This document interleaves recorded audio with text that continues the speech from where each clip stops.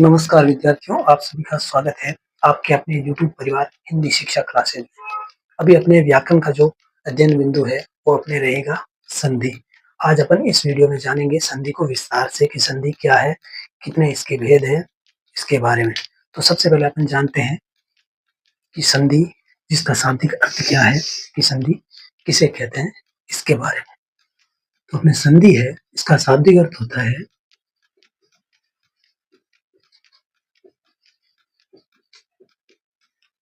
संधि का शाब्दिक अर्थ शाब्दिक अर्थ होता है इसका मेल, या फिर इसका कह सकते हैं अपन योग योग या मेल। यहाँ मेल का अर्थ है मिलन।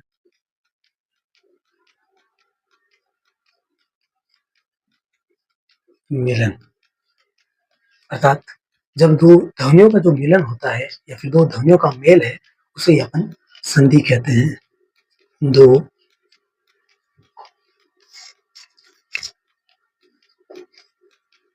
ध्वनियों के मिलन को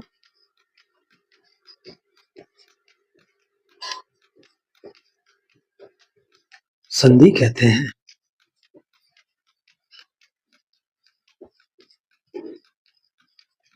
ध्वनियां कौन सी? जो आपके वर्ण है या फिर अक्षर है, वही आपके है ध्वनियां। तो अब देखते हैं इसकी परिभाषा। तो अपन यदि एग्जाम में पूछ ले कि संधि किसे कहते हैं, तो इसकी आप परिभाषा क्या दोगे? यह परिभाषा, जब दो वर्ण पास पास होते हैं, जब दो वर्ण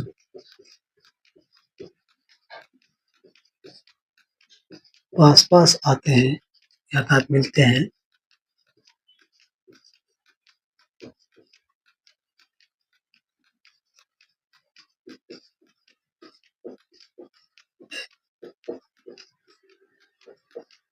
इन वर्णों के पास पास आने से या फिर इन वर्णों के जो मिलने से विकार उत्पन्न होता है या फिर जो ध्वनि में परिवर्तन होता है,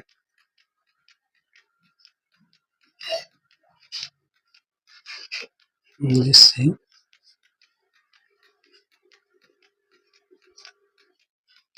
ध्वनि में परिवर्तन होने को संधि कहते हैं। संधि कहते हैं विकार उत्पन्न होना या उस ध्वनि में परिवर्तन होना, जिसे अपन क्या कहते हैं? संधि कहते हैं। यानी जो ये विकार युक्त शब्द है, ये संधि का रूप है। जो वर्णों के मेल से विकार उत्पन्न होता है उसे संधि कहते हैं। ये साधारण सी परिभाषा है जिसे अपन लिख सकते हैं, दे सकते हैं। इसके बाद अपने आते हैं संधि विच्छेद क्या होता है। जब संधि यानी मिलन होगा शब्दों का, तो शब्दों को कहीं ना कहीं से तोड़ा भी जा सकता है। उस शब्दों को अलग करना ही संधि विच्छेद होता है। संधि विच्छेद, संधि की आपने परिभाषा देखी कि शब्दों के मेल से उत्पन्न ध्वनि परिवर्तन को ही संधि कहते हैं। इसी प्रकार से जो अपने संधि के नियमानुसार संधि के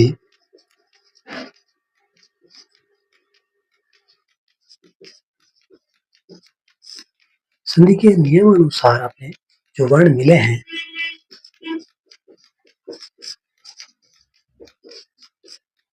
मिले वर्णों को अलग अलग करके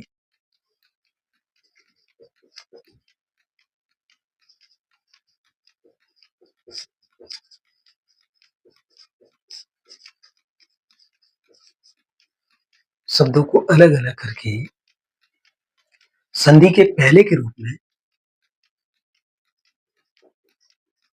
संधि से पहले के रूप में लाना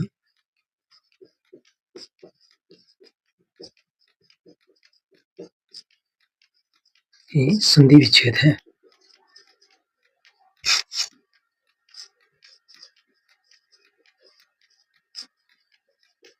यानी ये शब्द जो मिलने से पहले अलग अलग स्वरूप में थे, जो ये अपने मूल रूप में थे, उन्हीं मूल रूप में वापस लाना ही संधि विच्छेद होता है।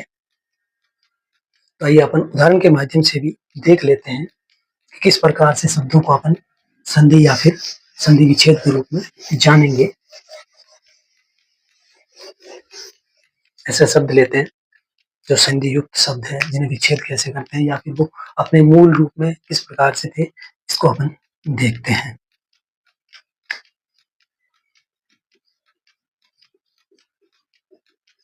कोई भी शब्द ले लो, जैसे इसमें एक शब्द दे रखा है मनोबल। मनोबल, ये दो शब्दों के मिलन से बना हुआ शब्द है। जैसे मन, धन, बल, ये विसर्ग संधि का रूप है। मन प्लस बल है, इसके मिलन से जो बना है मनोबल, ये इनका मूल रूप है और इसका ये वास्तविक रूप या संधि रूप है। इसके अलावा अपन देखते हैं जैसे शब्द है इत्यादि। क्या शब्द है? इत्यादि। इत्यादि शब्द किन दो शब्दों से मिला है? इति, धन, आदि। इति, धन, आदि। ये जो प्लस का चिन्ह है इसे ही हिंदी में धन कहते हैं। जैसे शब्द है वीर, धन, उचित, तो ये शब्द क्या बन गया? वीरोचित। क्या बन गया? वीरोचित। जैसे आपके आता है महाधन उत्सव। महाधन उत्सव क्या बन गया आपके? महोत्सव।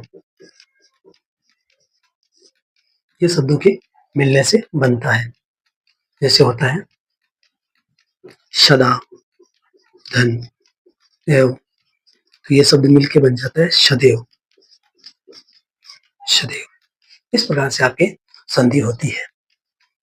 और संधि विच्छेद में जैसे ये आपके शब्द है विद्यार्थी, तो इसको अपन क्या करेंगे? इसके मूल रूप में लाएंगे किन दो शब्दों से जो ये शब्द बना है?